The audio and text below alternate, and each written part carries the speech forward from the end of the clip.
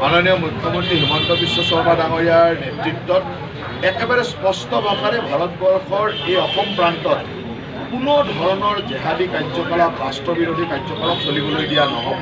তাৰ কাৰণে যিমান কঠোৰ হ'ব লাগে আমাৰ চৰকাৰখন কঠোৰ হ'ব, তাত কোনো চিন্তা কৰিব লগা নাই।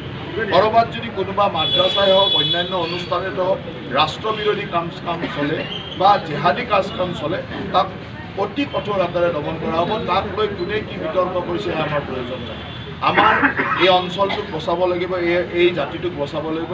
এই জাতি ৰক্ষাৰ স্বাৰ্থত এনেকুৱা ধৰণৰ ৰাষ্ট্ৰবিৰোধী কাম আমি ক'তোৱে এলাও নকৰোঁ আৰু তাত মুখ্যমন্ত্ৰী ডাঙৰীয়া যথেষ্ট কঠোৰ। মাননীয় মুখ্যমন্ত্ৰী হিমন্ত বিশ্ব শৰ্মা ডাঙৰীয়াৰ নেতৃত্বত একেবাৰে স্পষ্ট ভাষাৰে ভাৰতবৰ্ষৰ এই অসম প্ৰান্তত কোনো ধৰণৰ জেহাদী কাৰ্যকলাপ ৰাষ্ট্ৰবিৰোধী কাৰ্যকলাপ চলিবলৈ দিয়া নহ'ব। তাৰ কাৰণে যিমান কঠোৰ হ'ব লাগে আমাৰ চৰকাৰখন কঠোৰ হ'ব, তাত কোনো চিন্তা কৰিব লগা নাই।